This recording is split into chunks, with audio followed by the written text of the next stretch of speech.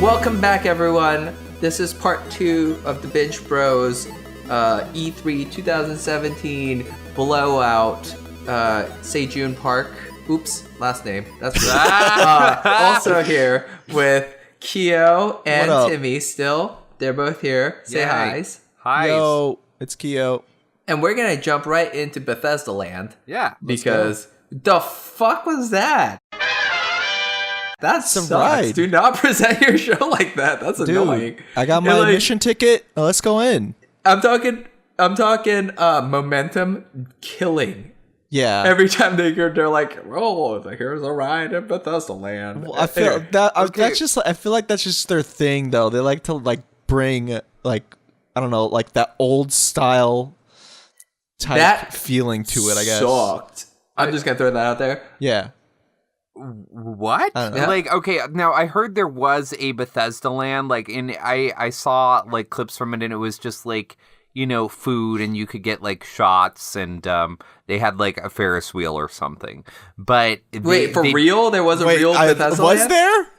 Yeah, no, there was a real Bethesda land that you could go to. Oh my god. Okay. But Interesting. This is because I just watched the videos on here. I didn't see the actual press conference, so they actually did this Bethesda land. That's hilarious. What happened was there would be these animated let's all go to the movie style old animation interludes between segments, right? Okay. And they would be and I mean, it's that's fine, that's cute, whatever. But they went for like 10 seconds too long every time. Uh-huh. You know what I mean? Yeah. And it was just momentum draining. So Yeah. But let's not shit all over that. Let's just talk about the games because the games are pretty cool. Great. First of all, let's get through the VR stuff. Can we get it out of the way? Doom VFR is a new game. Just quickly let's do that. Teleporting VR. Yeah, that's gonna be tough. To what I've seen people say, that it's actually not that bad, but I feel like it makes sense because Doom's such a fast game. If you're playing it in true VR, Resident Evil or Fallout style, I think you'll lose your lunch. Yeah, you know what I mean? You're gonna get sick.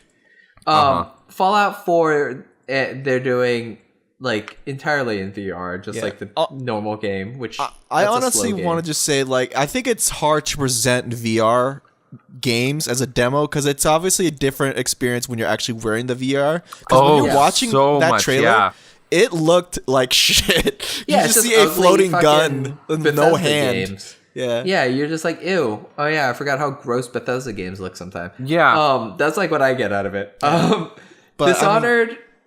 Yeah. Can we just move past VR? I'm done. No. The only thing I want to say is just that bit because it's totally different, and also and you know what? I'm gonna get this out of the way. So similar to Skyrim and Fallout, or similar to Skyrim, Fallout 4. Let's just not do any more of those old games. Let's just do all of Skyrim right now because we're gonna have to hit it again in Sony, and so I just want to get it out of the way before Sony. Okay. Skyrim has VR at the Sony press conference. It looks like garbage. Skyrim has the Master Sword and Link's tunic from Breath of the Wild. That looks disgusting on your hideous Skyrim monster.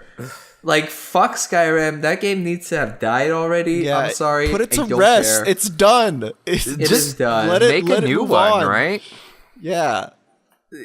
I'm down for a new one. I know June is not. June is definitely opposed from Elder Scrolls, I don't like the Elder Scrolls games. But that being said, I'd much rather have people talking about a new one. I'm sick of hearing about Skyrim all the time. Yeah, they keep bringing up Skyrim. This is a 6-year-old game that we're still talking about, right? Yeah. Jesus. We're done. Let's go. Anyway. Well, even if it was a 6-year-old game that, people were still playing and they still loved, sure. But if it's constant new releases and re-releases of a 6-year-old game, then I'm okay, just stop. Honestly, I like Fallout 4. I like it less every time it's mentioned. Skyrim, I was fine with it. I despise it now. Bethesda, the developer, the publisher, the publishers has it kind of makes me mad sometimes, but mostly I like the stuff they puts out. Right. I don't like the stuff it cancels. But the developer, I could give a fuck. Honestly, at this point, like all their fucking open world bullshit RPGs, like no thanks, I'm done. I don't think I'll pick up Fallout 5. I don't think I'll pick up Elder Scrolls 7, whatever. Don't care. Oof, that was good. I'm glad we got that out of our chest. Sorry, I know, and I know last or 2 weeks ago I apologized to Bethesda, but I'm turning back around and saying, get fucked. I saw your E3 press conference. Okay. I don't know. Dishonored. I love the trailer. Again, eerie music. That's the stuff I live for trailers and just, I guess, anything else. Well, Dishonored 2. Dishonored? Sorry, go ahead. Sorry, I just we just like jumped from one thing to the next, and I was like, wait, what game are we talking about? Okay, Dishonored. We wanted to get the Skyrim and the VR stuff out. Oh of yeah, so yeah. Fuck Skyrim. Let's go on to Dishonored. Yes. Okay, Dishonored is a standalone expansion, which is cool. I love it when they do that for video games. I love standalone expansions. Like, I just think it's First Light? A really good way to get people into a bite-sized chunk of a game. Yeah. Also, you're playing as a pretty cool character. Yeah. Rosario Dawson. Yeah. It's cool. And I think it's a big deal. I think calling it Death of the Outsider, I think that character is like a big deal in the game. I don't really know. But cool. That's big. Okay. Dope. Don't have anything else to say about Dishonored. Anyone else have anything to add? Nah. I just like the music and I haven't played too much of Dishonored 1. I haven't finished it. And Dishonored 2. It's a good trailer. Yeah, it is definitely a good CG trailer. Yeah. Quake, they did another push for esports again. I love the old Quake games. I do not like... You have such a legacy for Quake, and you're just like turning it into this... And then they put BJ from Wolfenstein in there, and it felt gimmicky and tacky. Ugh. Oh. Go to hell. So far, Bethesda not doing good for me. Now here's where things turn around. That's right. Evil Within 2. That's right. Oh. This is... Yes, I'm scared already. This is a game I obviously expected coming into this press conference. Right. And I'm so happy. That is such a good game. And the trailer for this game makes it look like it's going to be just as good. And like, it's continuing the story, you know how we talk about it, sometimes we want games to be anthologies or like, focus on a different character. I like that first game. I like that story. I want to keep focusing on Sebastian. I want to see what his past is about. I'm glad that they're doing a linear continuation. You know what I mean? Mm-hmm. And Seb, honestly, you mean? they showed Seb. Yeah, Seb. They showed just enough of Evil Within 2 for me to be excited. And honestly, I could go for not having any more trailers because that game comes out this year. And I'm pumped. Yeah. Great. You don't have to know the first one, right? Yeah, you probably I think do. You probably do, yeah. Same with Wolfenstein. You know what? You can go back and watch our Bad Friends Brigade. We streamed the whole game. I'll probably do that because I'm too scared shit to even play it for myself. So actually, we may be missing. Did we forget to save like one of them? Say June. No, I think we did all of them. Okay. Like I feel like we didn't highlight one of them, maybe, and then we I mean, missed, if you guys didn't, I'll try to find some place that has that bit. No, you should watch ours. Twitch.tv/Bad Friends Brigade. It's good for you. I think we did it. I don't know. Maybe we did it. Seeing the trailer though, it does look really intense. And, like, the story seemed really interesting. They did Duran Duran or a cover of it. Ordinary World. They have this milk aesthetic, which I love. Yeah. Oh, did you think that was milk? I thought it was like wax.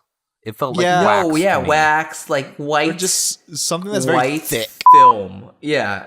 Yeah, it's okay. Sweet. Yeah. I love it. This very really cool visual stuff. Like, remember when the hand is facing you, but then it bends backwards? Oh, yeah, it's so good. That's dope. So creative. Yeah. Very like I don't know. I'm really down. That kind of reminded me. I mean, I know this is gonna be very bad taste, but it reminded me of the Suicide Squad in Empress transformation. Oh, Enchantress. Enchantress. Wait, why is it a bad taste? Yeah, I know. I thought you were going to say something like super offensive. Yeah, I was like, okay, so what are we going to have to edit out for this podcast? I got to edit this out. But yeah, what am I going to make Keo cut out of this podcast? Yeah. Oh my God, Keo, I can't believe you would have said that on here. Like, it's be all over Twitter. Like, just edit that in. Man mentions Suicide Squad on podcast. I'm so sorry. I don't know. It's because I heard there's a lot of our friends don't really like Suicide Squad. Yeah, it's a piece of shit movie. But I mean, it's not offensive to me that it's a piece of shit movie. I don't know. I'm covering my grounds. Maybe it was a little too much, but don't remind me of that though. I mean, if you were gonna get into like, damn it, I couldn't think of a bad movie. Please don't. Maybe I was not. gonna make a good joke, but anyway, Wolfenstein 2. Or no, before we get to the good stuff, let's just get the Creation Club out of the way. They're gonna charge you for mods. That's what they're doing. Go to hell. Is that it? Again, fuck you. Yeah, I don't know. Dude. I don't know what that was even. This is what the Creation Club is. Okay, let me tell you this because I do want to talk about this because this is like what they think they can do and they need to be punished. So, whoa, Bethesda all right. already tried charging for mods. Yeah. It failed. Yep. Right? Yep. Remember with Steam? Yep. So the Creation Club, what this new thing is, they are going to work with mod creators to put forward the best mods possible. And you don't buy these mods. No. You buy coins or credits or whatever from the PlayStation or Xbox store. Right. You buy these credits. And then you get these credits, you buy mods. And then as soon as you do it, it's uploaded immediately. Ugh, I hate Bethesda. Yeah, no, that's pretty... I don't like that. I don't like that at all. And again, we're done, right? We're done with Skyrim. We're done with Skyrim because I have something amazing to talk about for Bethesda. They did an 8-minute presentation for Wolfenstein 2, which is... It closed off their... I think it closed out their press conference, which, damn straight... I love it when companies understand which game matters. You know what I mean? Like I love that Wolfenstein is this thing now. Like, who would have thought that Wolfenstein is the game that, like, you know, like it's a first person shooter with 0 multiplayer. Mm-hmm. Like, think about that. Like, it's a shooter that's not made for competitive things. It's made to tell a story. Yeah, and the story it tells is going to be amazing. I can tell you right now. It's, you know what I mean? Like, going back to America in that world, you know, in that post-Nazis rule the world, that's amazing. Yeah, I really like the way the characters were presented too. Like, it looks really fun and really interesting. And it really wants me to play, really encourages me to play the first one now. Yes, and the first game has that tone. Yeah, like that's that, cool. like, kind of fun, but like grim. Like, when it's serious and grim, it's really serious and grim. Yeah. And when it's fun, it's fun. And it's like the BJ is like one of those characters that you don't think. When I saw that game, Wolfenstein: The New Order, I was like, oh yeah, I'm probably not gonna like this main guy, but I heard the game's fun. By the end of that game, I was like, I love this main character. Yeah, he is like great. He defies that like jarhead. Like, you know what I mean? He ascends that, like, he like goes from this like thing that you think you know, and it's so good because he's like very serious and like very like reflective of himself and stuff, but it's like the situations are ridiculous. And it's like it works like comically in a great way. Like, you'll be like killing a Nazi in a really crazy way, and then you'll be swimming underwater, and then he'll just be like, I was 6 years old when my dad told me. You know, it's just like this like super weird like monologue. It's really good. Yeah. And it knows. That's the thing. The game isn't like a stupid game that like tried to be like serious but turned out stupid. It's like a game that's like knows how to walk that awesome line. Yeah. And I can't wait for more of it. Yeah, I feel like that's like a hard thing to do, right? And to have like a game that is serious and also like could be funny at times too. And the way they present it, it looks like it actually fits and that it actually works. So I think that's pretty cool. That it's like everything you describe about that game would make you laugh in a lot of ways. Like like a Nazi pulls out people's brains and puts them in robots. Okay, that's silly, but the way they present it in the game, like, you have like feelings, you know, and emotions. It's cool. It's like very well done storytelling, and the sequel is obviously going to continue it from that trailer alone. Yeah, and don't watch that trailer again, Kyo. Play the first I know. game because I know. that trailer made me emotional. Yeah, because of certain character things. Right. I'll watch it again once I'm finished with Wolfenstein. Yeah, it's got to be super cheap now. You got to play that game. No, I got it on sale, so I think I got it for $20. Oh, girl, you got no excuse then. Get on that. You're gonna love it. It's so fun. We gotta talk about the best probably press conference of E3. Yeah, which is Ubisoft. Ubisoft. I'm telling you, they opened this thing with a bang. Oh. First of all, Mario and Rabbids, right? Was leaked, and when it was leaked, I remember the consensus was like, "Ew." Like really, ew? Like you're doing those gross rabbits, and Mario this is gonna suck. And it's a turn-based game, whatever. Yeah. When they showed this game off, like when they brought in Miyamoto, when they showed that trailer, that demo, I was like, oh man, it's gonna be bad. I have to go buy a Switch. Like I have to go buy a Switch, dude. It is so good. I played, so like it's like Mario plus Rabbids Kingdom Battle.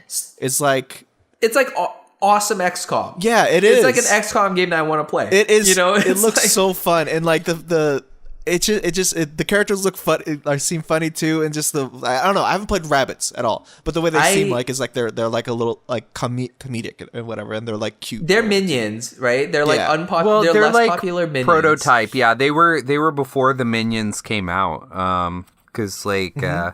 But like, there's no way that someone didn't see the Rabbids, and like, because the Rabbids were popular, but like nowhere near as culturally popular as the Minions got. Right.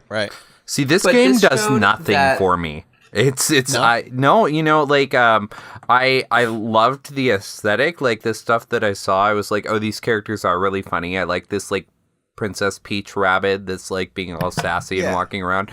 Like that stuff was funny to me, and then I watched the gameplay and I was like, oh no, I'm good. Yeah, I think it really panders to like XCOM players, right? And that's something I played. I haven't finished, but I played it and I really did enjoy that. But with like similar characters that I know of, like Mario, Peach, Luigi, Toad. Toad is my homie. I love Toad. And if I get to play him, I'm gonna be so psyched about this game even more. You know you're gonna get Toad and a rabbit version of Toad. Yes, gonna be really and I'm gonna have both of them in my team. But and the fact that they're in there and they have like their own like abilities and stuff, it makes it really cool to play because it's mixing XCOM with Mario, which is pretty cool. Well, you know what gets me about the game that makes me really happy?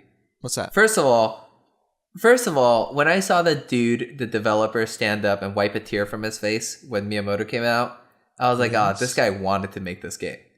Yes. You know what I mean? Like Miyamoto had one thing to say. It was, make a game that is not a jump game. Yeah. Right. That's what he said.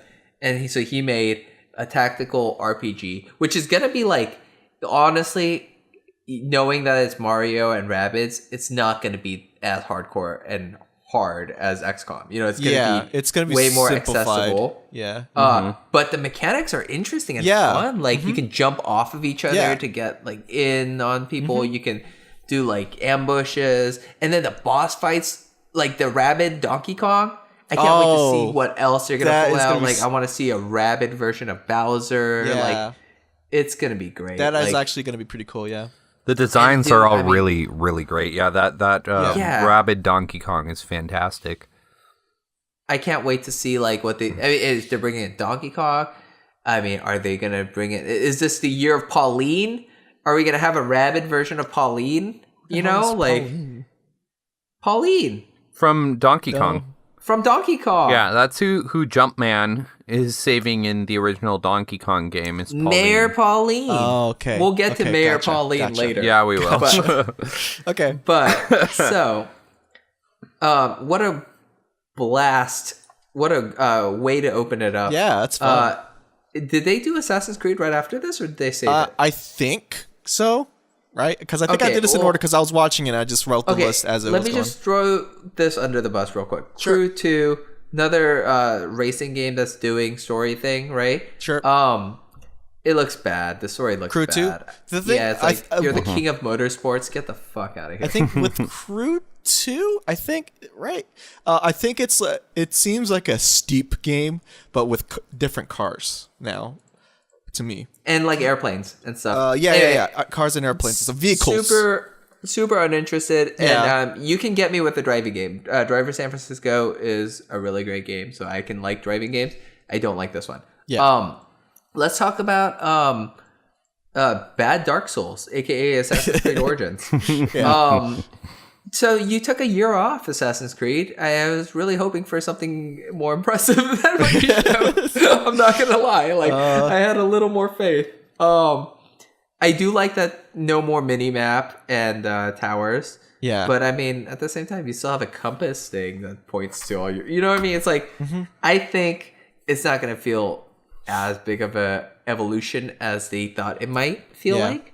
And also that combat, man, it's just like it's better than it's alpha Assassin's footage, Creed, but it still looks very like the dodging. The dodging for me looked very static and like it didn't look fully animated or whatever. It's like bad Bloodborne or something. You know, it's like I was like looking at it, I was like, ooh, this not cool. You know, it's like kind of hard to watch. One thing I do like if they do it is the thing I liked about the first one is where you could pick up the enemy's weapons and you have different animations for killing them with that weapon, and that's kind of what I saw. But if it's like the same animation but with a different weapon, then I'm gonna get disappointed again. And they got loot this side. They got like leveled loot, which like is it might hit there that OCD RNG of me, but I'm sure there's RNG. Don't they have an $800 version of this game? Like, am I collectors? Like, Assassin's Creed Origins. They have like a version of it that's like $800, I think. That's insane. Right. That'd be what crazy. is in that version? Does it come with like a bow and arrow or something? I don't know. Let me see here. What is it? Like, what is it? I don't know. I'm seeing like a collector's edition that's only $160. I'm gonna look this up right now. And that comes with a lot of art book, a map, art cards. They have one. It's the legendary one, and it's $800. And it looks like it comes with a certificate, 4 lithographs, another steelbook. It says I'm reading these from the bottom up. Better come with a fucking plane ticket to Egypt, right? And, a it hotel comes with booking. You know. Bayek's eagle amulet, a Bayek figurine. I think it's Bayek. Art cards, a collectible box that is blue. An art book, a soundtrack. I don't a map. Like these. Another steelbook. Like the collector's edition stuff, but just with like 1 or 2 more things. Right, yeah. Season pass. It gives you some bonus ability points. I mean, I hate that. I hate this. You're making a gross game. Ew. It's not cool. I'll play it. I'm not gonna buy any of the bonus bullshit. I'll probably buy story stuff just because like I play these games every time they come out. They still haven't gotten as good as Black Flag, but they did step it up with Syndicate compared to like Unity. I think Origins might be a step back, not gonna lie, but maybe it'll pleasantly surprise me when it comes out. We'll see. Did they show anything new from South Park? It's gonna be funny, probably. I don't think so. I purposely didn't watch it because I was, the first game was such a pleasant surprise. Spoil the jokes. Yeah, the jokes are so funny. So, like, I don't know why I would want to spoil those for myself. I'll definitely get that game. I know the combat is a little changed. It's more positional now. Right. The first one was very old JRPG. This one's classics. Like more of a tactics RPG. Right. But I'm sure it's still going to be very simple. Yeah. Transference looks interesting. I like that trailer. I don't know what it is. I don't know what it is, and it's kind of. It just looks like it's gonna be a creepy game. It creeps me out just watching it, and I was thinking about. First of all, I thought because I was thinking Ubisoft at the time. I was thinking Ubisoft. I was thinking like, what about Watch Dogs? And I know probably Watch Dogs is going to be coming around for a while, but the way it started out, made it feel like it'd be a Watch Dogs thing, and I had like chills for a second, and then I saw Transference, and I was like, what the hell? What is this? You know what I like about the trailer for Transference a lot? What? Is Elijah Wood pops up, and he's talking about this new VR thing. And you're like, oh, okay. He's talking to us. And then as the trailer goes on, and it gets weirder, you realize this is lore. Yeah. This isn't real. Like, this is setting up the world. Like, this is the story. Because they're talking about, like, reliving someone's trauma. Yeah. And then the end of the trailer is really good because it's doctors on the screen. He's like, don't worry. This is totally safe. And it's, like, obvious that it's clearly not going to be safe. Ooh, and that's cool. I like it. It's going to be a fun That's never going to be a VR poison type thing, so you're definitely going to get poisoned from this game. I think it's just going to be, like, some little scary game. It's probably not going to be a good game. It's going to be, like, a interesting VR experience. Yeah. Whatever. I'm interested. So I think the idea for what they want to do with this is when you take off the VR set, you're gonna get scared because you don't know if you have actually taken it off, I guess, type deal. Oh, what? Like it's gonna be like Majestic, where they're gonna send you a fax and like I don't know. Oh no, I don't know. I feel like it's just gonna have like a VR reception type thing where it like tricks you or something. Like that brain scan. Is that what that is? I think that movie with Edward Furlong. Okay, I have no idea. I've never seen that. So. You haven't? I rented it from Blockbuster when I was a kid, and like he gets this like super cool, video game that changes his life. But is it real? Is he really killing people, or what's real life anymore? For those that are younger that are listening, is a store. It was basically Netflix, except you like had to walk there or drive there. Yeah, and we used to use it a lot. Popcorn and that's so funny. I was like, why are you guys explaining this? And then I realized, like, oh, okay, that totally makes sense. Because like, there's only like 7 Blockbuster videos still running in the United States. I'm pretty sure the majority of them are in Alaska. I watched this whole like thing on it where one guy owns all the remaining Blockbuster videos. Wow, he was just like crazy. Some dude. Sorry, I didn't. Yeah, I just wanted to put that out there. We gotta talk though, because we talked about Assassin's Creed, right? Yeah, it's boring. And we talked about how 4 was probably the best one in my opinion. Yeah. And one thing people have been clamoring for since Assassin's Creed 4 was more naval combat. And guess what they did? They made a whole game around it called Skull and Bones. Yeah, and they showed it off. And for a split moment, I was really happy. And then I realized it was a multiplayer, like focused, like it is ship game. Yeah, and I lost my interest so fast. Yeah, like I was like, the fact that like you're not controlling a character, your boat is a character.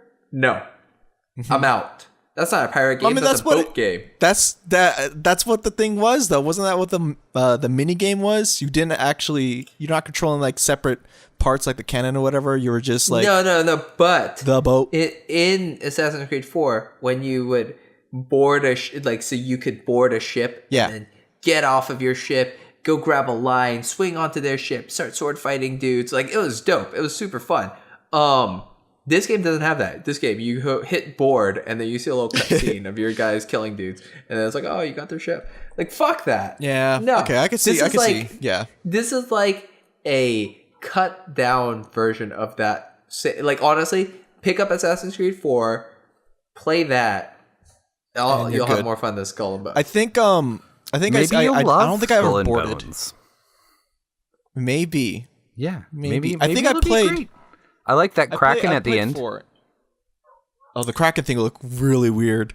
That actually creeped me out a little bit. But I'm mad. Yeah, when I played 4, I don't remember boarding. So I think if I did do that, I think I would have like gotten pulled back a bit. But I think I still would play it.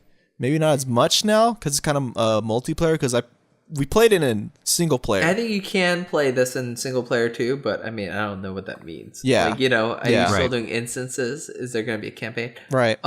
Is it going to be like For Honor where it's like a short campaign, Like, yeah. Can we talk about how weird Starlink is? Yeah. We can. Okay. How big is that? Is the toy? Yeah. The toy is like bigger than the controller. So I think just imagine your energy drink, right? And then put 2 of those on the side, and I think it's that big, right? And that wide as well. This one is like it's the one that's like Skylanders for adults, right? Yeah, pretty much. I think so. Okay. It's like Skylanders for people who are nostalgic. Okay.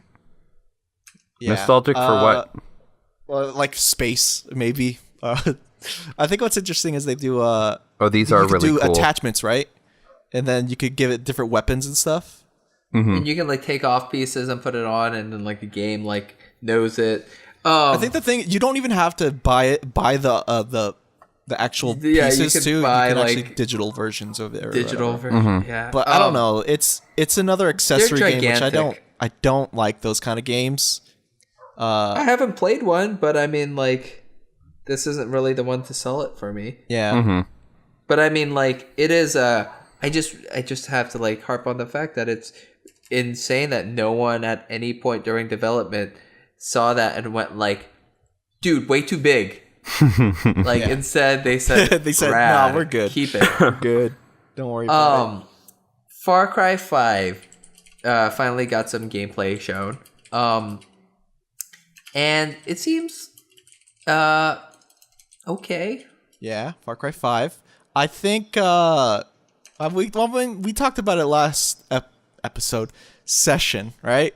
How I'm like into it a little bit, but it still feels like the same, kind of. And I think it is cool that the setting is now America, right? I think that's pretty cool, and Montana, Hope Springs, Montana. They showed some of the like buddy features of this game. It seems like whatever. I'm gonna play it, but I'm not losing my mind anymore. Yeah, I feel like once it goes on sale, I think I'll definitely pick it up. The problem is they didn't show your character talk. The girl, your mercenary friend, the sniper. She's like, "Where do you want me?" And he looks at the water tower and like clicks a button. It's like, "The water tower, got it." And it's like, come on, like at least like have a voice. You know what I mean? Yeah. Anyway, what is it? Let's skip. Yeah, we really don't have to do. We don't need Just Dance. Yeah, I love Just Dance.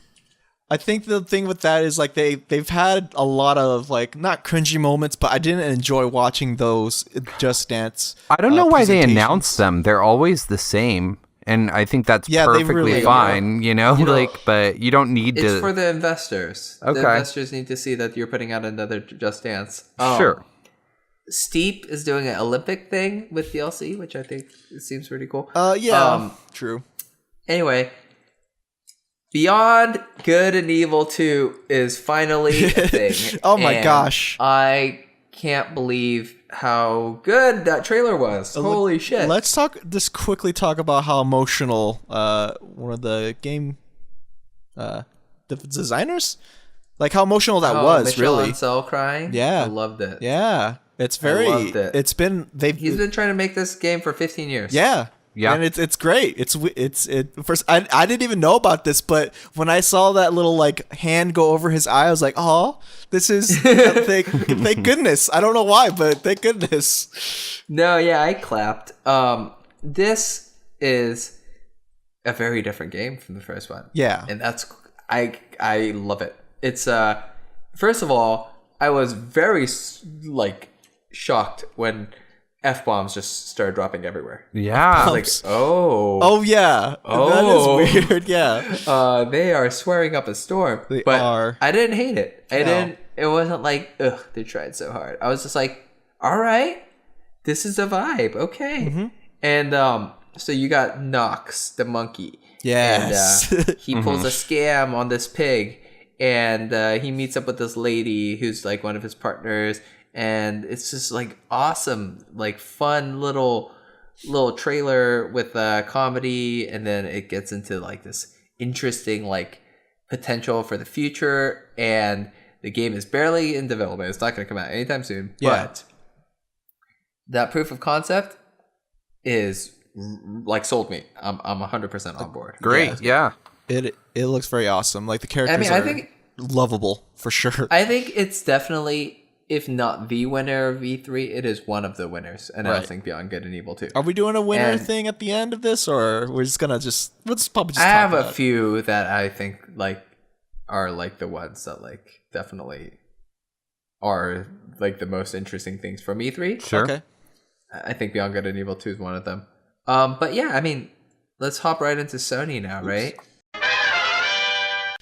Disappointed me. I'm not gonna lie. And it's weird because they did a thing called, they did that thing where like Sean Layden came out and he was great and he said, I'm only gonna talk for 5 minutes maximum and it's all gonna be games. And it's like, that sounds rad, right? You know, unfortunately,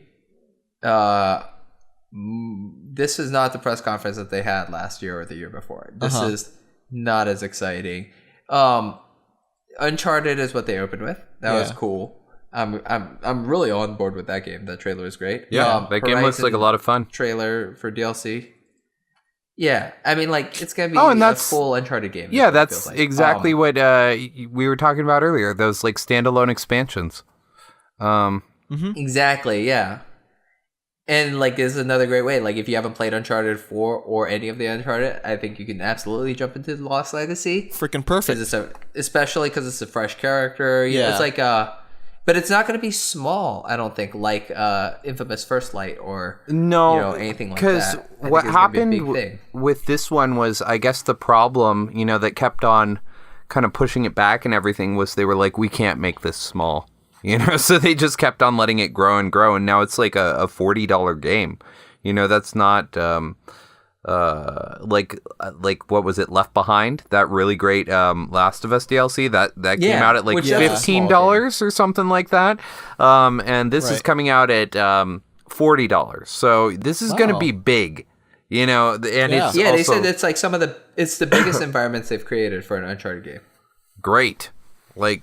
Yeah. Give me that. I want to play that. I love those characters. I did think at the beginning it was a Tomb Raider game, but the title came up and I was like, okay. Oh, yeah. Interesting. Even though they didn't say Lara Croft at all, or Tomb Raider at all. Sure.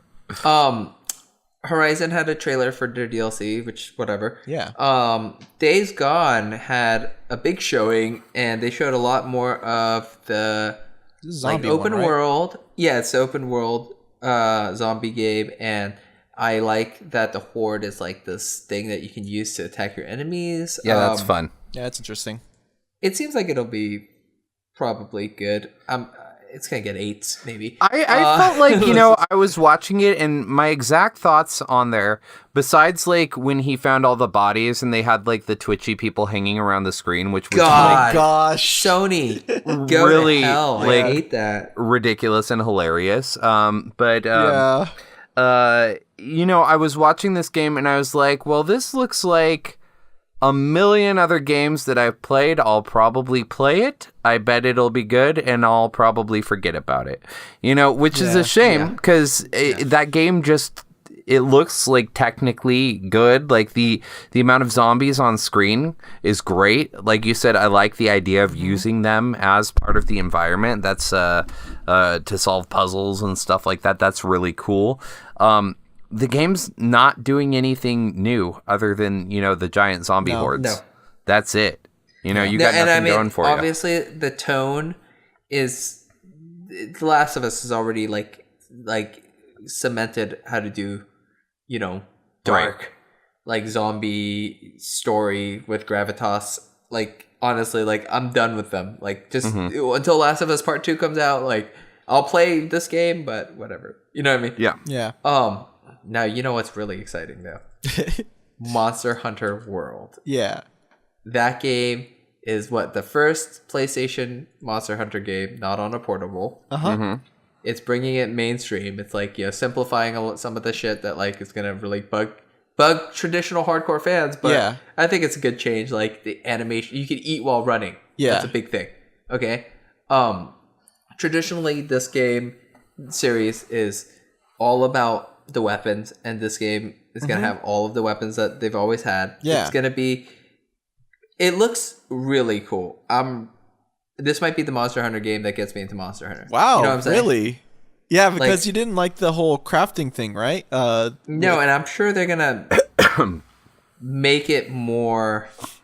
They want a bigger audience. Yeah. You know what I'm saying? Yeah. So they're gonna make concessions, which is gonna piss off fans. But yeah, I'm sorry, fans. I'm not a fan yet. Maybe this will make me a fan. Yeah, that's cool. What I'm saying? Like, because like when they were announcing this, I got a tweet or a message about that before I watched it, and the friend Jingle, I think Jingle and like Zach, friends of mine, we might pick it up on PS4 only because of the fact that most of our friends are on PS4. Oh, I'm picking this up for sure. Yeah, because we thought it was going to be on Switch, like just only on Switch, because they weren't really announcing it for the 360 anymore, it seems. And now that it's going on this 3DS. What the hell did I say? Yeah, 3DS, whatever, it's fine. Yeah, what the hell? Now it's coming on like other consoles. I think it's going on Xbox One too, isn't it? Or Xbox X? Xbox One. I don't know. I don't know if it's coming on to Xbox One or not. But the fact that it's coming out on a console, PS4, I think it's pretty cool because it expands like player base. So that's cool. Yeah. The last Monster Hunter console game was that Wii U one, and I don't know. That was like a re-release of a PSP game or something. They're remaking Shadow of the Colossus, not remastering. They're remaking it, guys. Yeah. Oh, I thought this was like a round continuation. No. Essentially, I did read a little more into this on this one because, Sejun, you've never played it, right? No, and this is why it's exciting because it's one of the games I've never gotten to play. I think can't wait to you've play played it. it. I think Timmy? this is gonna. I have. I loved it. Okay, but it was a choppy game in the sense that game was a little too big for PS2's britches. And it was a little choppy, but like it still was just fantastic. The idea of it and the kind of personality that it had, like there was definitely a real melancholy that hung over the entire game.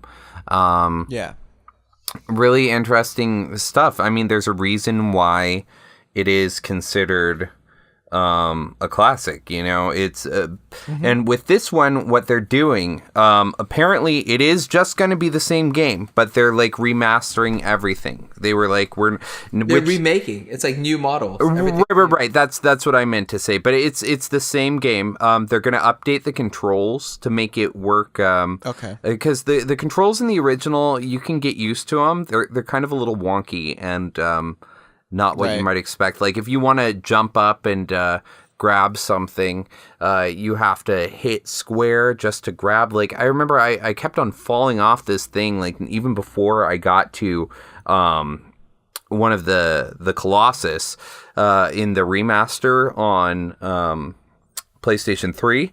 Because I was just like, why can't I get this? And it was like, because you have to like hit this for everything you do. And you kind of have to relearn the way you're going to play something, which great. Like, that's cool. I don't have a problem with that. It's just a little different.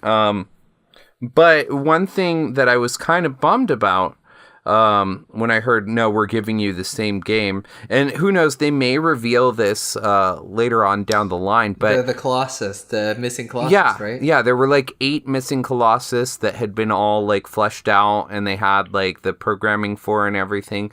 But the game just couldn't handle it. There was too much. Right. So it really is a shame. Or maybe it's not. I don't know. Sometimes, like, director's cuts ruin things. Like, Donnie Darko director's cut is terrible. I really love the theatrical cut, though. I would love, like, honestly, like a deleted scene style. Like, after you beat the game, you can go fight the other Colossus. That'd be cool. Sure. If they could do that. If they can't, just fucking work on making that game again. Because, I mean, I want to play Shadow of the Colossus, and I still have it, and I think finally, like, now is like I'm going to get the chance to play the game in a way that's not going to feel like I'm returning to an old game. Right. The only thing that's a bummer is the ending. And everyone knows the ending. Yeah, that's the thing. It's like one of those games. Everyone knows the ending. Yeah, everyone knows the ending, which is such a bummer because the first time you experience it, like before any of that, it just hits you, and it hits you hard. There's a theory. Okay, so it's about spoilers. There's this idea that like spoilers don't necessarily ruin things for people because if you know the end of a thing that's coming up, instead of trying to figure out this puzzle, you start like just like looking at the world. Well, you start looking at what's happening. I think only if you like if it's like a twist. Like if I don't know a twist is coming and then there's a twist, like great. But if I know a twist is coming... Yeah, but I mean, that's not really a twist. No, I wouldn't say so. I think you can pick up... I think you can pick up on it even from the beginning, like, like in Shadow of the Colossus. Well, like, I mean, the kind opening cutscene, like, you're like literally making a deal with the devil type of, like, like that's like the vibe of that opening. So it's like, I don't think... And anyway, like, besides the fact, like, about all that, like, knowing it, I still want to play it, and I mean, like... And you should. It's great. It's so good. Yeah. No, so I'm excited for that. Do we know, I guess something that's really curious about this for me is Ueda working on it? Because he had that falling out with Sony, so... I don't think he's working on it, and that's why I don't think the 8 Colossus are going to be added. Okay, that makes sense. Whatever. It's like Blue Point's working on it. They're very reliable, and they've always remastered games really well. And this is the first time they get to remake a game, and I'm excited. I want to see them do it. Yeah. What is it? Whatever. Marvel had a fucking demo. God of War. I played the demo. It's garbage. God of War looks really cool. That game looks really cool. Yeah. And I mean, there isn't much to say about it except that like it's actually a sequel, which kind of surprised me. I thought it was going to be some sort of like weird, like they're not even going to explain why he's in Viking lands, but nope. They fucking show that like vase, with the Greek painting on it, and I was like, definitely. I don't know. I think there's a lot to say about that game. Actually, I think tonal shift from the regular. That's the thing. It all of a sudden it made Kratos interesting. Just adding that kid in too, especially. Okay, I don't know if you remember this, and they didn't really show it in this trailer, but in the first trailer that they showed when they revealed it and everything, they had like his kid was doing something and he had like Kratos's rage meter was kind of like rising. And I think that'll be a really interesting mechanic if you have to kind of keep your rage meter down. And then also like to see him finally, fighting, which was interesting too. Now we've seen him fighting before. Not like this fighting, like he like was like fighting like God of War fighting, chopping people up and stuff. And I was like, okay, this is great. I have a theory, and my theory on this one is that Kratos is going to die like maybe less than halfway through the game, and you're going to play the rest of the game as his kid.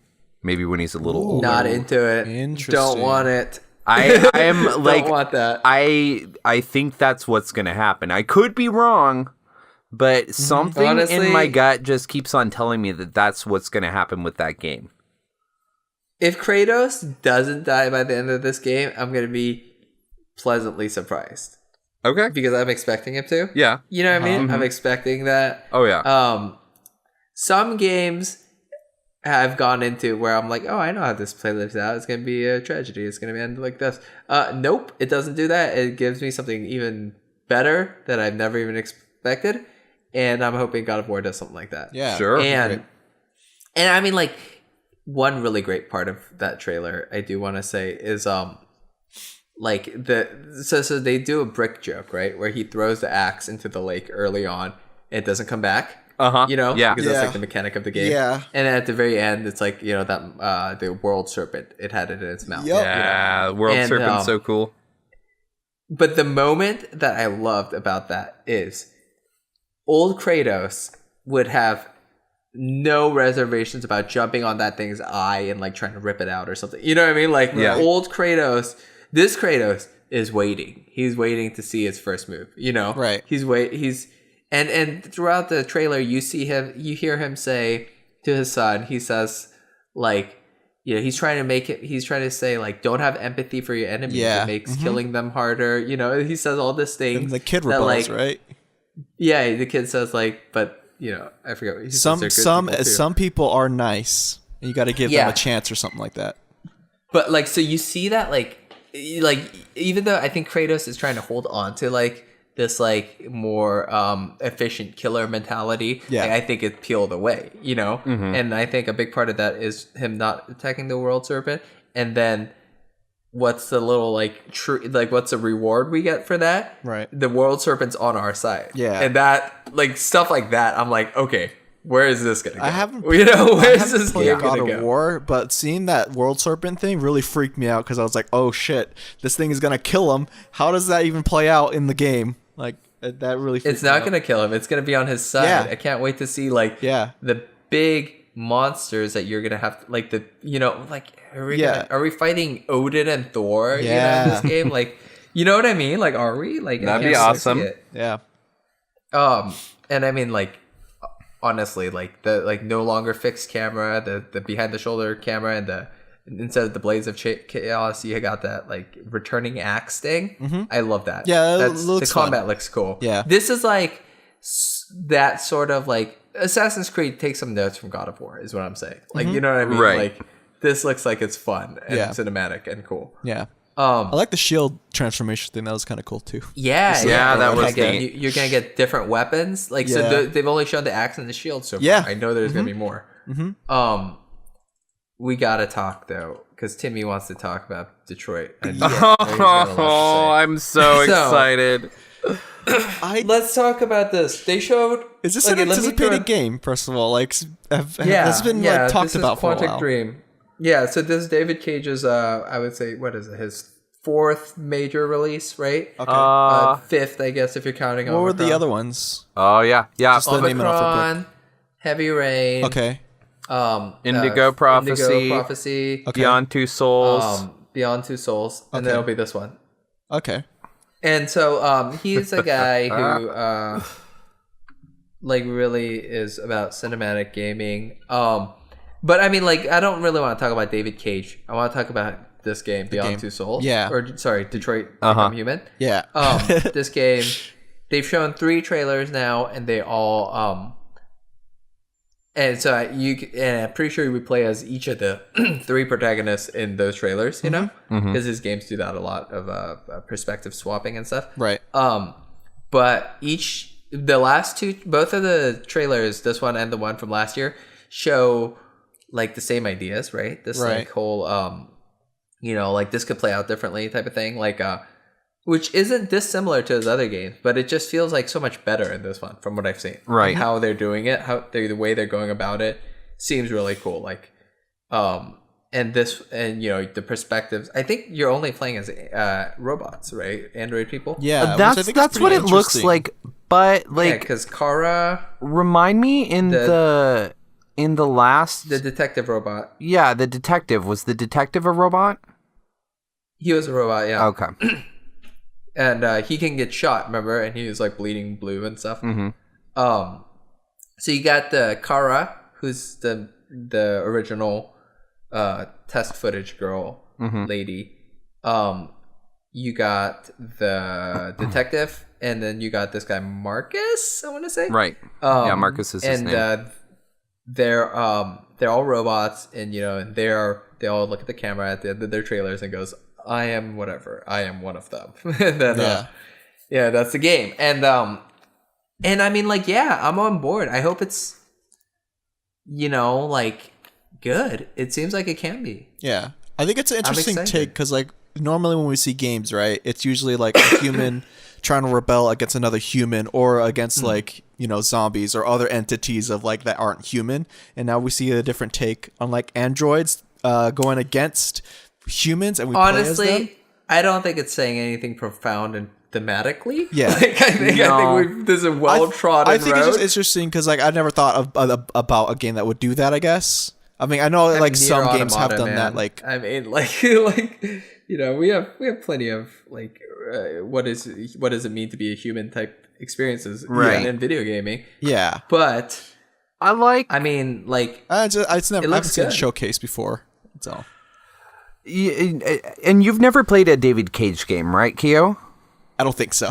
No. Okay. Have you played Heavy Rain? I say this with the most love, but like lower your expectations for the quality of the story and writing, because he is the one that's writing it, and I love David Cage. I have long been the David Cage apologist. I think the games are just an absolute hoot. He wants to make movies. You know, that's entirely clear. Hasn't he said something like that too, Sejun, where he's like, he basically just wants to make movies?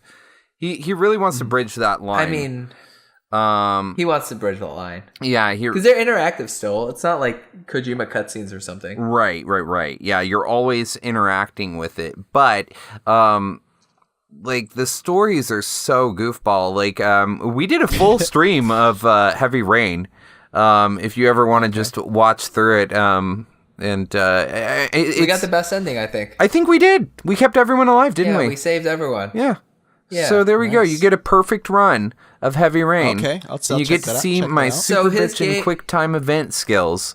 But his games are a lot like Telltale games in that sense. Of like, you know, you're watching something and then you're making choices but his games have I would say more consequences than those games. Yeah, because they're one game instead of like multiple episodes of a game or something. You know, where you need to keep some sort of consistency. So like, you know, you can lose a character in Heavy Rain pretty early on like would be important for the rest of the game. Yeah, if they die, they're gone.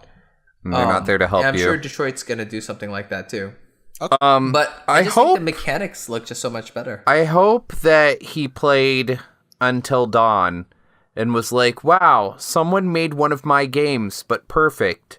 So, you know, I feel like it's going to play better. I feel like seeing the over the shoulder from Marcus's camera, like when you're playing as Marcus, when you're walking towards a cop, I like that a lot. Yeah. I want that sort of thing. I want controllable camera during those sequences where you have to walk around. I hate in Beyond and Heavy Rain and stuff, like the weird controls for that stuff. Like walking around. Walking around sucks in those games. I hope this game doesn't make it suck. Right. Does that make sense? Yes. Yeah, absolutely. I think it's going to be good. I do like that you can kind of play as Magneto or Xavier, you know, as you're going through that. With Marcus? Fun. Yeah, you know, that's kind of fun. I wonder if you could do it for everyone, because if I can, one of the playthroughs, I just want to be like evil robot with everyone. I don't think Kara's an evil robot. Marcus is an evil robot. Maybe there is evil, but like, I mean, I think they're all going for the same thing, which is they want to be human, you know? So you're getting like the extreme, you're getting Magneto, like not necessarily evil. He's just, you know, like a little more militant. Yeah, but I mean, basically like, I think a lot of people will probably play it like, you know, the non-violent pacifist way first time through, right? I think most people play video games like that. I think a big thing for me is because the characters seem like they're written differently. I would like to try it like in a way where I'm gonna go full in as Marcus, and I'm gonna go full in as Kara, and the detective is whatever his, you know what I mean? And it's like Kara is gonna be like, you know, good or something, and Marcus is gonna be militant, you know, like it's like it's gonna like create conflict between my characters that I'm playing as, and I think that's interesting. Yeah. Keo, those games are such goofball games. Like you gotta. I'll definitely you should experience a David Cage game at least once in your life, and I think probably the best one for you to go with would be Heavy Rain. You should really. Okay. If you've never played a David Cage game, any of you, or maybe just play Until Dawn. You know, that's like the perfected David Cage. You got to kind of love shit. to a point that I do. Like, I love like goofy bad writing. Like it's just pulpy, like goofball. They call landfills wastelands. Yeah, I mean, I that's. Is he French or Canadian? He's French. Let's see here, because yeah, he's clearly never. He is. Where are you from? He's French. So okay. Yeah, he's definitely a Frenchman. It would be like if I was to write, something that took place in France, and I clearly haven't spent a lot of time in France. It'll probably be like really ridiculous to the people that live in France. Oh, okay. Okay. What is it? I think. Well, moving on from Detroit real quick. Yeah. I think Destiny had a bad trailer. I was not sold on it. Yeah. I'm mad that they took High Moon Studios off this cool Transformers games to work on Destiny. I just want to quickly say, just like I saw like a gameplay of it too. It looks similar, so I don't think I'm gonna be picking it up, unless like I like some of our friends pick it up, like 2 of them. Maybe I would, but even still. Can I ask us, please? Can we just skip most of the VR thing? Yeah, I crossed them out. But like, except for a couple ones that you want to talk about. I want to talk about Moss. I didn't know any of them. Obviously, besides Skyrim and Final Fantasy, so I didn't care too much about the VR games that they showed. There was a lot of them, though, surprisingly. I didn't care too much about. Okay, so Sejun, you want to take it from Moss first, and then I'll talk about the one I want to talk about. Yeah, I mean, Moss just looks cool. It's like which one? You're a floating head, I guess, and like you help this little mouse character, this fun little cute. Oh, right, it's very moe. You are protecting this mouse. Yeah. Loving and protecting this mouse. You kind of look like something from Princess Mononoke. In there. And the mouse fights. I don't think you control the fighting, but you can help him. Like you're like this protecting spirit for this mouse. And and I loved it. I was like, I am so charmed. I would play this. That was the only moment of the whole VR experience that I wasn't like falling asleep, except for maybe the Impatient. Right. Which is the one I want to talk about. But, nice. But only for one brief thing, which I didn't realize about it, which made it look so much more interesting to me. Which is that it is a prequel to Until Dawn, and it takes place in that asylum that you go into. That you go into in the game when it was active. So I think it's like right before everything that you kind of learn about in the game happens. So I'm so excited about that. Different tone. I like the tone. Yeah, I like it too, and I also... It is much more serious. Wasn't thinking... For some reason, I wasn't thinking when Supermassive came out, I'm just like, oh yeah, like, but Until Dawn Rush of Blood is, like, hands down the best game on the VR, I think. The PlayStation VR. That game is great. Have you played it, Kyo? Sorry, what was it again? Because I'm looking at Until Dawn, and I'm trying to see what Impatient was again. And it's Until Dawn Rush of Blood on the PlayStation VR. Yeah. I actually think I had a friend play it, right? And then I'm looking at this one scene where this creature is like right at your face, and it says "Don't move," and it shows like the PlayStation button, right? So you can't really. That's move. Until Dawn. That's regular. Yeah, that's just regular Until Dawn. Which that's great. Yeah. Look, Rush of Blood is a shooter where you're on a roller coaster. Yeah, you're on a roller coaster. Yeah. Hold on, that was a demo, wasn't it? I think they have a demo for it. Yeah. In the VR. Yeah, I played that. I think actually. Yeah, freaked me out. They've released a full game too. Yeah, that game is fantastic. Love that game. But yeah, anyways, I was excited to find out that The Impatient was a prequel. Yeah, just because I don't care what they give me from that universe. Like, I really just want Until Dawn 2 that's like a completely different plot with completely different characters. Like, give me an anthology type thing. Just give me more of those. But, yeah. Go on. Until Dawn 2 looks like it's going to be hidden agenda. Looks like the Until Dawn 2 that you want, because it's like not like necessarily supernatural, but like that sort of gameplay, which they shouldn't have left out of the conference. It looks really cool. It's like builds on that idea of choice, and it's like a thriller this time instead of a horror movie, and it's multiplayer. Like that's the big part of it. It's like everyone's making, like, some of the choices have to be unanimous. Sometimes like different people, you play on your phone, but you know it's like that same supermassive like high quality motion capture, right? Acting, you know, like really lifelike characters and stuff. And you play as these two characters, this policewoman and this lawyer lady, and they you know, the players, you know, we're all playing. Sometimes one of us gets like kind of like an Avalon style hidden agenda. But you get like a little like, hey, like, you know, do this to fuck over the team, you know, type of thing. And it's like, so it's like, you know, more interactive in a way. It's more game like than something like Until Dawn was, you know. And I think it's a really cool evolution of their ideas that they put forth in Until Dawn. Yeah. And I'm really excited for Hidden Agenda. I wish they showed more of it at the press conference. I think we're going to hear more about Hidden Agenda as it comes out, and I think that's the Supermassive's big one. Cool. That's coming out. You know. Yeah. So I mean, whatever. Call of Duty had a bad multiplayer trailer, which I didn't even realize was a multiplayer trailer. But Spider-Man was what closed out the conference. What up? Okay. I think I feel differently about this game than a lot of people do. So me too. Thoughts. All right, cool. So I guess I'll speak for maybe the majority. I like it. I really love it. It reminds me of the old style game of Spider-Man 2, specifically. I think just kind of the combat's obviously different. It's similar to like. I'm gonna stop you right there. Spider-Man 2, the open world superhero game. Yeah. This reminds you of that. Uh-huh. Like from what we saw. Yeah, well, the slinging, right? Okay. That's the biggest thing.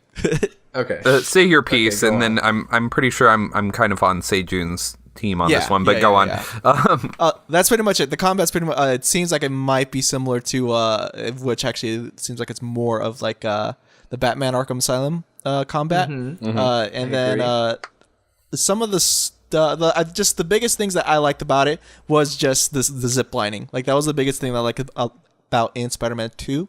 And that's what's kind of grabbing me now, just because I want that free flow thing. But I'm not sure if it's gonna be open world, which might. Yeah, it is. It's gonna be open world. Yeah, that's gonna get me. All right, what up? Timmy? Yeah, you say your piece. Okay, so this is the thing about it. Like, all right, first of all, it looked very nice. Like, you know, those graphics were very pretty. The game kind of looked like it played itself, in that, you know, even when you're going from place to place, like, I kind of like, you know, before you have to kind of like almost like double jump and then like shoot in order to start slinging around and everything. And this one, and, you know, the game might have a lot more to it, but what they showed looked super boring gameplay-wise anyways. Like, it was, you know, you look at the next thing and there's a circle around it. Okay, I can press a button and just shoot right over there. Oh, here's a guy. I'm going to press a button and then I'm going to blah, blah, blah, blah, blah, and he's covered up in web. Okay, you know, so on and so forth. But it just kind of looked like a bunch of quick times. Like, and the other thing I was thinking about too was they had this Spider-Man game on 360. I can't remember what it was called. And again, it was really pretty. But he just kind of kept on doing the same things over and over again, and so it got really boring real quick. And that's kind of what I was feeling in this one. I was like, if he doesn't have a lot of extra powers given to him in this, this might be boring. Now, that being said, Miles Morales showing up at the end of the trailer, you know, he has different Spider-Man powers, so you might play as him as well. I don't know what the story's going to be, but I hope that the game gives you a little more, like, I feel like we're past that point of gameplay, you know what I mean? In the 360 generation especially, I feel like a lot of the games got a little too easy for their own good, and now we're kind of seeing the backlash of that, where we're getting games that are, you know, not understanding the whole Dark Souls hard thing, and they're just kind of being hard for the sake of being hard. This one, from what I saw, looks like it plays itself. It's like that first time you play Sonic Adventure, you know, and you're a kid, and it's like, oh, wow, look at all this stuff that's happening. This is crazy. And then you realize the game's basically playing itself. So, you know, that was my takeaway from the Spider-Man trailer, which was very pretty. June? Are you muted? Yeah, is he gone? I am muted. Sick. I was talking. Sick. Okay, sorry. So I had heard about this. Sorry, let me try this again. Okay. What up? So I have heard about this game post just the E3 trailer. Yeah. And a lot of my worries were alleviated. However, this is not what I'm here to talk about. I'm here to talk about the E3 showing of this game. Right. Mm-hmm. And what they showed me was like, yeah, exactly what Timmy said, 360 era Arkham City. You know, and like, you know, and like the writing is Spider-Man. I like it. I guess the villains are going to be plentiful and interesting. They get to choose whichever villains they want. That's cool. Whatever. I heard about this all after the fact. I only saw Mr. Negative or whatever, you know, which not super interesting of a villain. Also, like, his suit's cool. Whatever. It looks good. QuickTime events showing off at an E3 press conference, not doing it for me. Combat, yeah. Can you guys quickly explain what QuickTime events mean? Because I'm hearing it, I'm not figuring out. Okay, Keo, you know whenever a button prompt pops up in the middle of the screen and it says hit R2 really quickly? Yeah. You've played video games. Is it you like know what that is. The end of the Spider-Man thing where you have to like it happened all over that trailer. It's almost like a rhythm game in the middle of your action game, you know, like if you're watching something like a cutscene or something, and then it's like hit X real quick, and if you don't, you get like crushed by a boulder, or you like jump out of the way. You know when Spider-Man's hanging on the helicopter at the end of that trailer, and like Mr. Negative or whatever is shooting at him and he's like dodging and stuff? Yeah. That literally reminded me of that Wolverine Origins video game for like the PS3. And I was like, the fuck? Like, you know, I was like, really? Those kind of like you're still doing this? Yeah, those kind of did like it felt like he could catch up to it felt like his web shooting was like you had enough distance in the normal game, but when you're chasing the helicopter, like it felt like he was close enough that he could web the just helicopter done those at things. any point.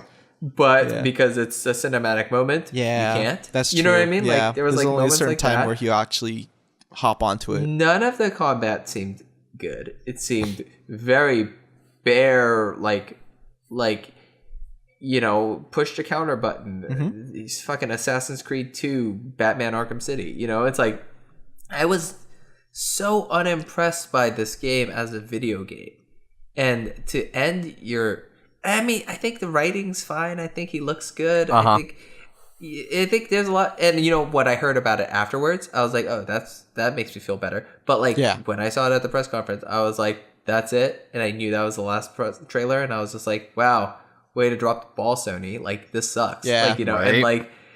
Okay, so I'll tell you guys what I've heard about the game afterwards. Peter Parker is going to be a big deal. Playing as Peter Parker. That's cool. Never had that before. Never got to really play as Bruce Wayne and Batman. You know what I mean? I like that. I like that. That's cool. The villains, they get free range over the villains that they get to choose. And the big thing that they got to say about the villains was, cool thing about Spider-Man's Rogues Gallery is Peter Parker has a relationship to his rogues. You know what I mean? So like Kurt Connors is Peter's professor that he really respects. You know, like Mr. Negative is going to be like Martin Lee or whatever. He's going to be like someone Peter like knows in life, you know? And so it's like, it's really personal with him. You know what I mean? I think that's cool. Yeah. I like that idea. Am I going to like this game? I like Spider-Man more than I like Talion, so I'm probably gonna like it more than Shadow of War or whatever. But like that's just because of the property. You know what I'm saying? Like I don't think gameplay wise I'm gonna like it more. Yeah, I'm gonna get this game. I don't think it's gonna be great. I love Spider-Man. I love Spider-Man. I read Spider-Man comics. I like. He's so relatable as a superhero. Yeah. Like he's so cool. He's such a. I love how weird Spider-Man is, but like this game will make me feel like I'm playing a Spider-Man movie, not I'm gonna be playing as Spider-Man. Right. And I hope they translate that better. I hope you do feel like you're Spider-Man. Mm-hmm. Yeah. Not that you're just playing a Spider-Man movie. Yeah. Then that's a bad way to end a press conference.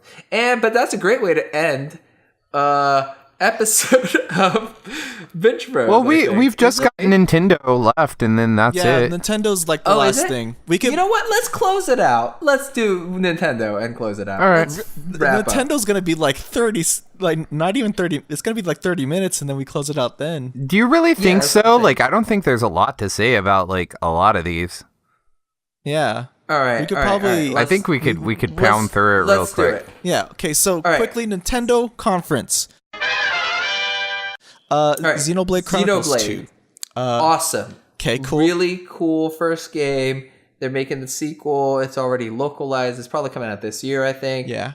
Cool. Timmy, rad. What do you say? Well, I like that it's doing kind of the Final Fantasy thing where it's its own story. It's not a continuation of the one before, which I think is smart, especially for those, like million-hour RPGs. Like, great. Like, do something like that so you can jump in whenever.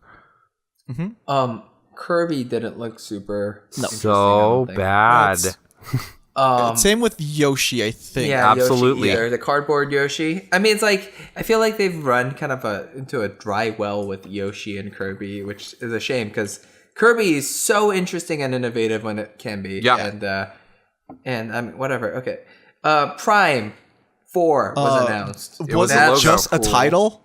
It was just a logo, yep. But I mean, like that's pretty cool. Even more than this, after the conference, they announced a 2D Metroid game, Return of Samus. Okay, so I didn't get 2. that, and I thought that was a game, and I was like, "What the hell is this?" That's rad. I'm honestly way more hyped for like a 2D Metroid game. But it's only on 3DS. It's not on the Switch, which is dumb.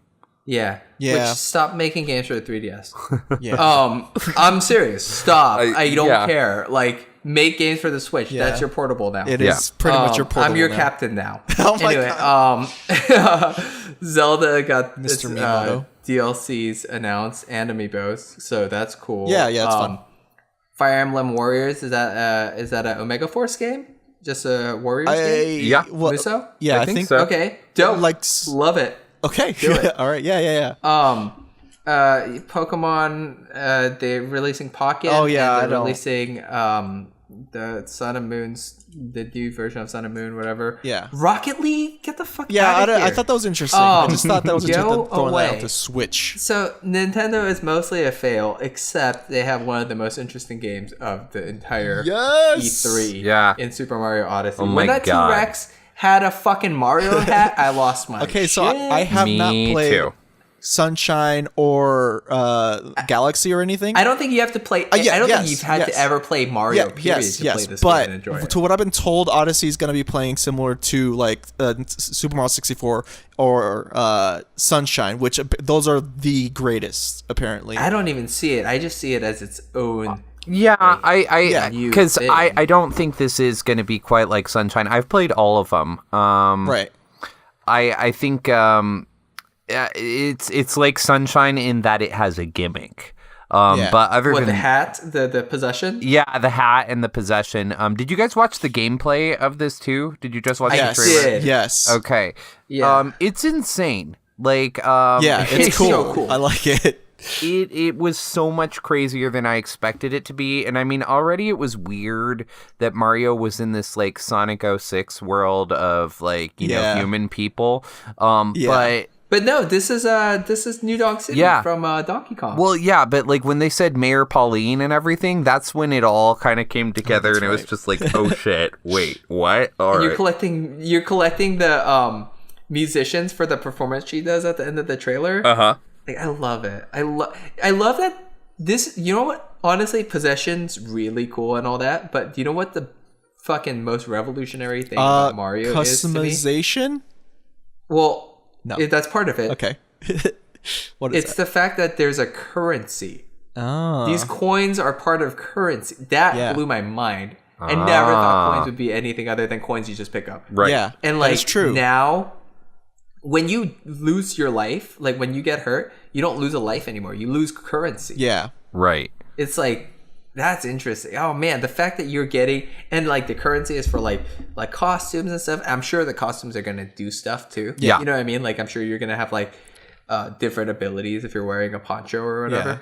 Yeah. I feel like they are actually not, but I'm hoping they are. Because what it seems, it just you probably get like a different animation, well, which honestly, it's. I hope they give you like world specific, like, you know, like things. Like look at what they did with Zelda. You know, like I bet this game is gonna get like really like weird and like what's the word I'm looking for?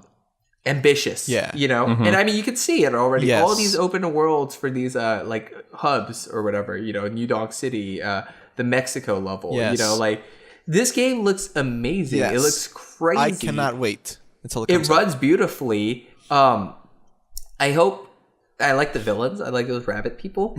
I like everything about it. The only thing I don't like about it, I guess, after seeing the ass kicker Peach in Raving Rabbids, seeing her again be the damsel kind of puts me off. Wait. You know what I mean? Yeah. Like, we saw Peach pick up a gun and shoot rabbits. You know, we saw her being a badass just in this E3. So to see her be, you know, like the damsel again, prize again, I was just like, ugh, damn. But I mean, that's just the way Mario is. It's Mario. Yeah.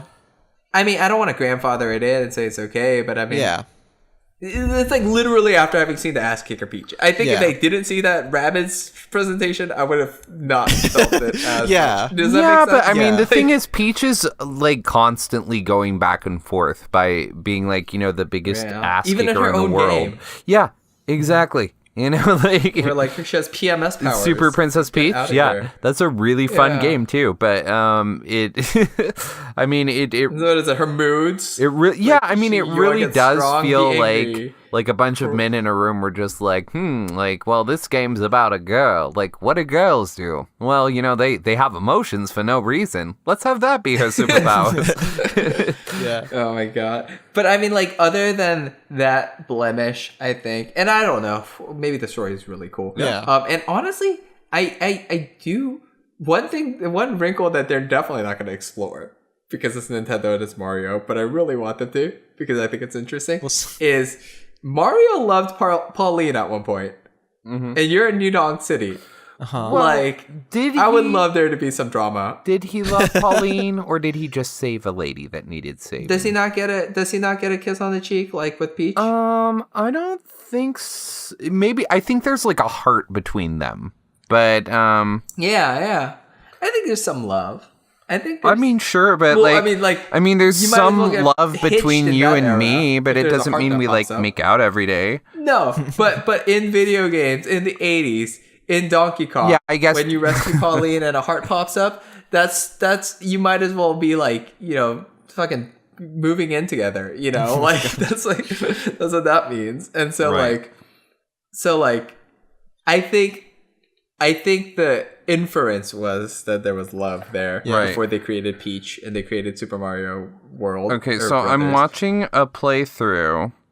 So I'm trying to get forward right now to the point because Pauline's just shouting help right now. Which, by the way, Donkey Kong, that original game, great game, really really fun. Yeah, really fun. Okay, so come Classic on. rolling. It's like Tetris, just holds up. Yeah, it does. Meanwhile, while you're looking through that, I just want to say the new mechanic of this game is possession. Yes. Your hat, this ghostly white hat that turns into Mario's hat, he is a character. And also you have a hat spaceship. Hats seem to be it's the theme of this game. Theme, not meme. Not meme. I say meme.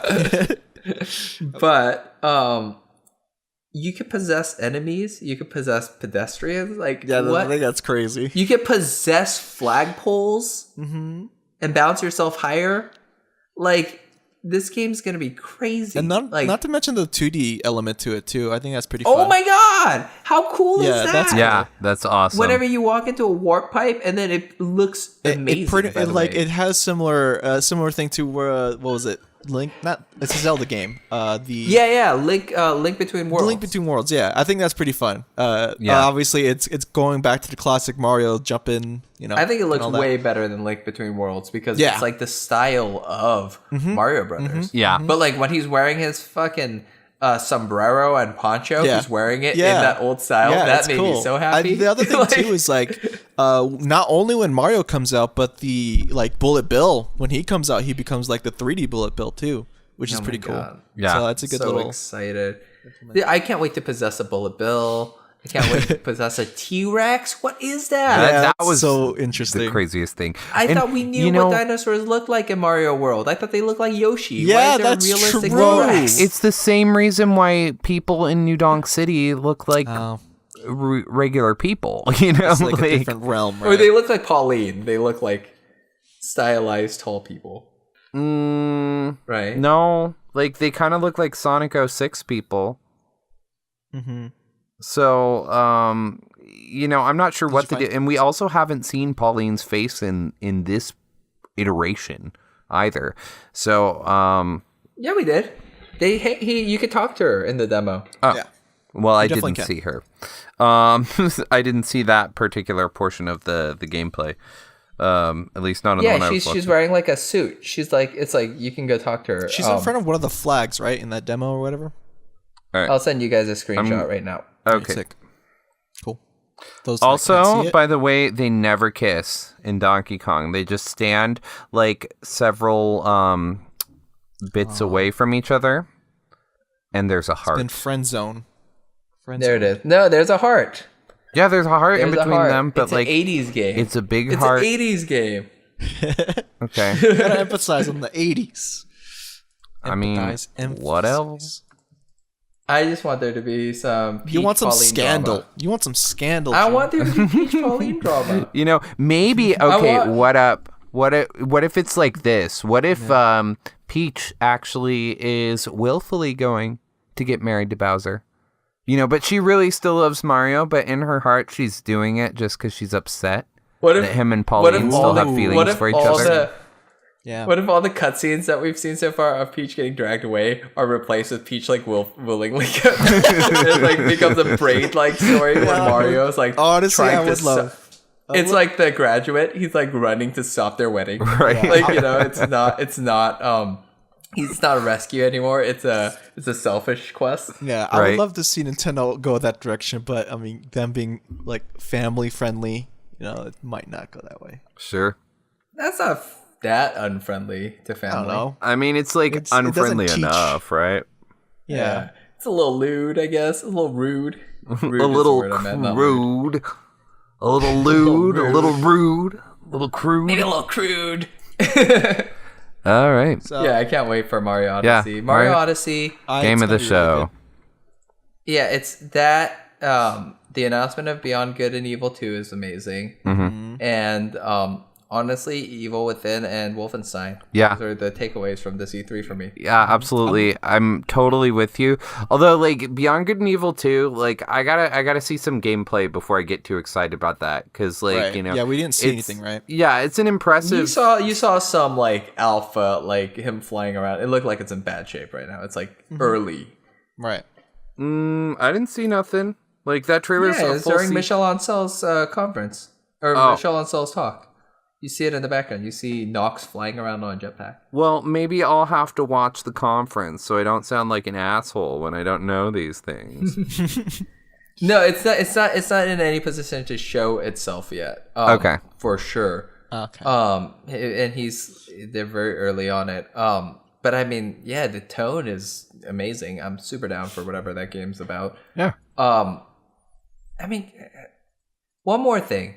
Yes. About a game we glossed, or we didn't gloss over. We talked about it, but I mean, just the fact that And so people got to play Wolfenstein on the show floor. Yeah. And they said that the entire demo was on a wheelchair. Okay. Yeah, that's right. And they were describing it. And it's so like cool. a literal wheelchair, or is this like because he's in a wheelchair. Okay. And so he can't wheel himself and shoot at the same time. So you're very vulnerable feeling. And at one point, you're on one of those walking sidewalk conveyor belt things. And the Nazi on the other side turns it around, like he reverses it, and the wheelchair falls over.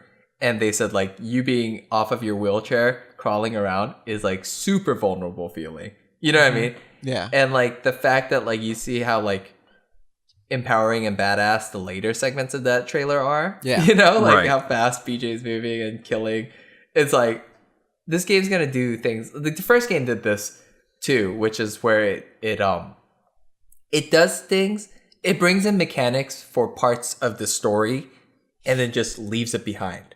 And I love that. You know what I mean? It's not like part of the whole game. It's like, and I mean, A Way Out's doing that too, apparently. Remember he said that? Yeah. Joseph Fares, he said like, yeah, you're going to do everything. Well, not everything. Like, so it's like, I love like games that do that. I love story games that do that, where they don't have to have like, they don't give you here. It's not, I love Bayonetta. I love when games do like, here are all the mechanics you're going to get for the rest of the game. Play the game. Love that too. But I also love it when it's like this, like, I want you to play this section like this. Play it. You know? Now we're leaving that behind forever.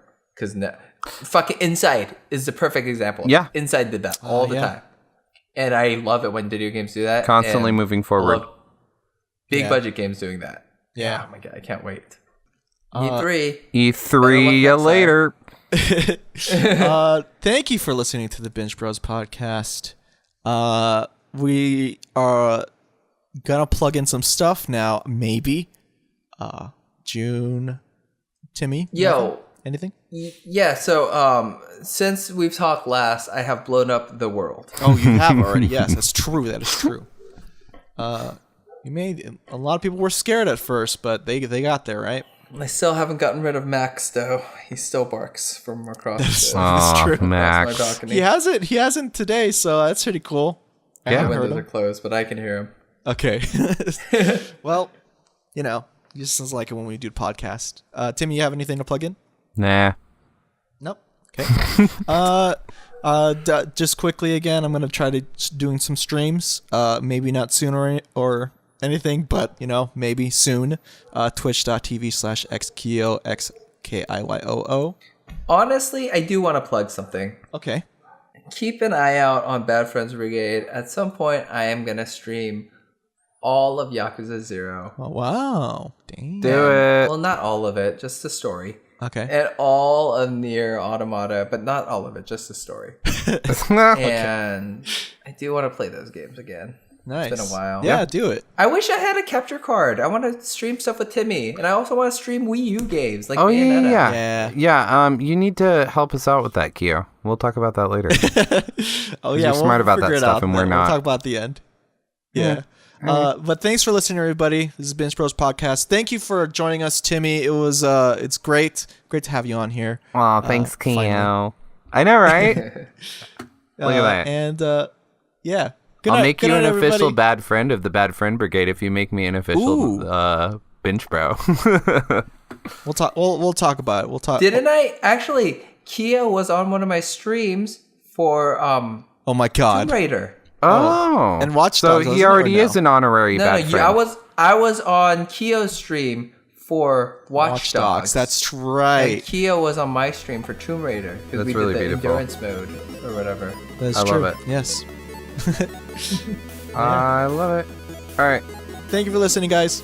Yep. Bye. Bye.